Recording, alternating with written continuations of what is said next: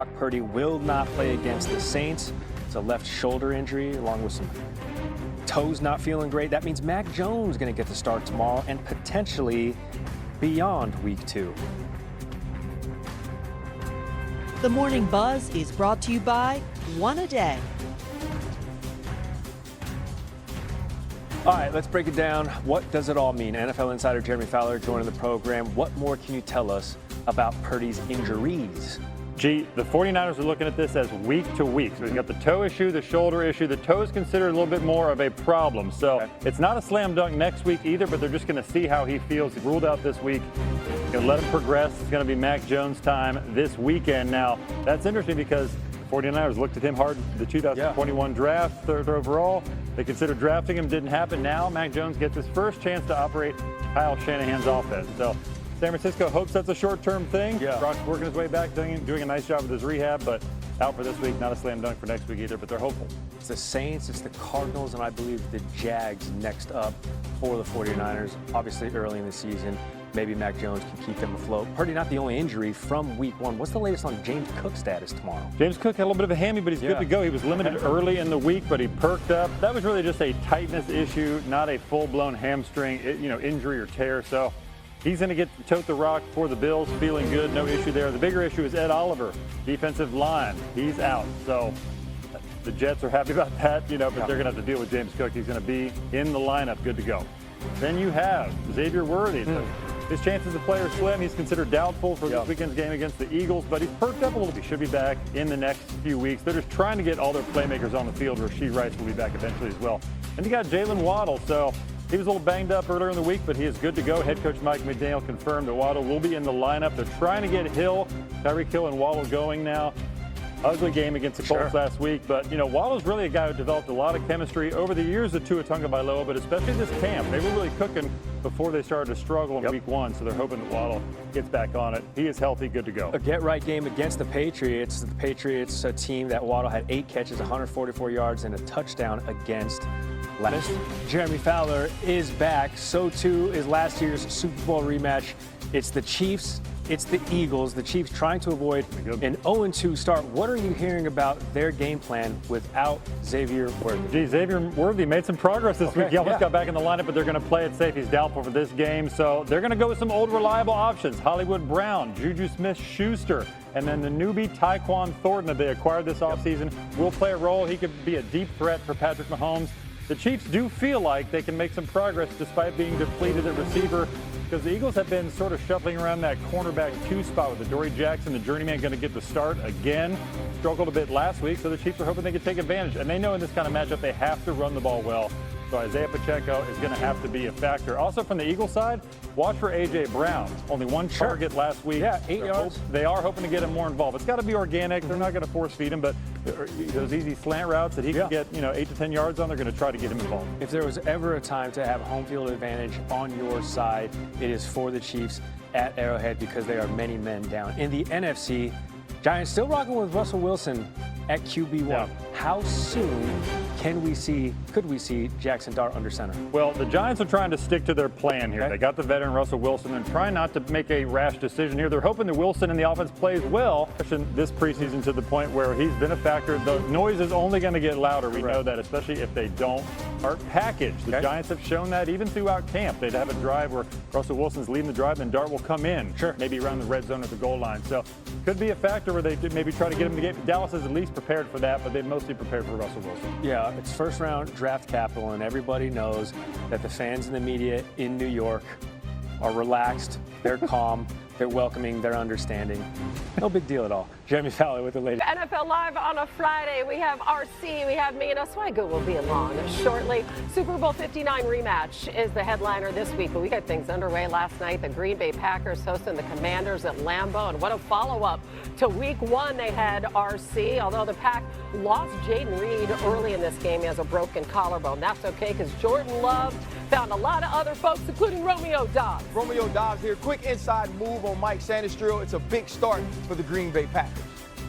And then in the second quarter, Love throwing it downfield for Malik Heath. What a catch as the Pack scores twice on 90-plus yard drives. You mentioned earlier, Jaden Reed goes down early. People like Malik Heath stepped up and made big plays the whole time. And then Josh Jacobs, a guy who just finds the end zone every single game, gets in there one more time. And the Pack leads 14-3 at the half. Micah Parsons continuing to make that defense even better. Daniels sacked 4 times, 12 quarterback hits on Jaden Daniels, and they missed a field goal too. That kicking game wasn't even working for the Commanders. Now they're trailing 17-3. He has time, and he finds the old man, Zach Ertz. Jaden Daniels continued to fight Zach Ertz here with a smooth move in the open field. He fights for the pylon and gets it in. Ertz actually had the best game of anybody on the offensive side there, believe it or not, for the Commanders. Packers next drive, they answer. How about Tucker Kraft in a game that he had? Hey, I tell you what, Tucker Kraft is still open somewhere in Appleton, Wisconsin. Packers win. Here's Micah. Defense wins championships. J Love, I think, you give us 20 points, we should be able to win that game. It's all about getting stops and getting the ball back into the offense. As y'all seen against Baltimore, Buffalo, you can have a quarterback damn near have a perfect game, but still lose because guess what? The defense gave up, 40 points? So defense won championship. They want to, I think the fans like points and they like to see the big plays, but when you play great defense, it's just so beautiful to see. They're, like I said, they executed their scheme, whatever it was. They executed really well because they won the game. And we just didn't make plays. Starts with me, starts with everybody up front, starts with the whole offensive skill group. The Packers blitzing Jaden Daniels, that was a difference maker. He was pressured on 9 of those 15 blitzes, sacked twice, completed only 3 of 11 throws. Worst completion percentage, not just by him, but by any Washington quarterback over the last 15 years. Yikes. Micah Parsons played 15 more plays than he did in week 1, 69% of their plays on defense. Mina, what'd you see from that Packers D last night? You know what I love about watching Parsons in this defense, Ryan? They could have traded for him and then just said, okay, cool, line up outside the tackle, we're going to rush 4, win on every down. Instead, Jeff Hafley, their defensive coordinator, uses him as like the queen on the chessboard, mixing up his alignments, sending pressures, both real and simulated, in different situations. And then you have other defensive linemen taking advantage of their one-on-ones. Devontae Wyatt, Brooks, Rashawn Gary, who was excellent as well. I think what you're seeing in Green Bay right now is what happens when you have a true force multiplier talent, and that's what Micah Parsons is. But you also have exceptional creative coaching. That combination is so hard to stop, and it's a big part of why Parsons' impact goes far beyond what you see from him in the box score. But I love the fact that you mentioned Jeff Hafley first, right? Because that's a big piece of what they're doing. He's continuing to coach. He's not relying on his players to make up for the X's and O's. He's putting his players in position to win. And we thought that this defense would be good coming into the year without Micah Parsons. But what I did love about the way that Brian Kunikis made this deal was he didn't give up a pass rusher to gain one. He didn't say, hey, Lucas Van Ness, we're going to send you over to the Dallas Cowboys. Rashawn Gary, we're going to send you over. And so there are often times where you're seeing pressure on Jaden Daniels and you're looking for number 1 and you realize that Micah Parsons is on the sideline. And then now the second level, we're seeing Edgerrin Cooper play at an all-pro level, Quay Walker come into his own. And now Keyshawn Nixon and Nate Hobbs and Carrington Valentine, a spot that could have been a negative for the Green Bay Packers, they ain't got to cover long enough so we can figure it out. I love the way that this offense or this defense is working on every single level. The play of the cornerbacks has been the most shocking thing to me, Ryan, because I thought this front seven was good already. They were good last year, but I thought going into this season that DB group, the corners in particular, were going to be a weakness on this team. I thought players like Hobbs and Nixon might be better suited for playing the slot.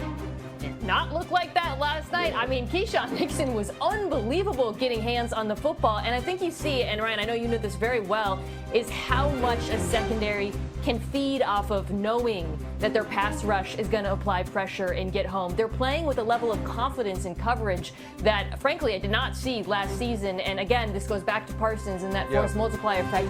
You truly see it at every level of this defense. And right also, now. too, Michael Parsons wearing his cute little hat and saying that defense wins championships. That's an absolute fact. But what we also have to remember is this team scores well early on in the game. So they've been up in both of these games. They've been able to hunt in both of these games. The simulated pressure, bringing one extra rusher from the second level, or winning with 4 players up front, you get an opportunity to do so much, disguise in so many ways because you're ahead on the scoreboard. And so I get it, Micah. Yeah, Baltimore gave up 41 and they lost and all of those different things. But because your team strikes first with the big play, Jordan Love's pushing the ball down the field, it now works complementary with what you do well on the defensive side. Oh my gosh, good organization, good coaching, good quarterback, great trade.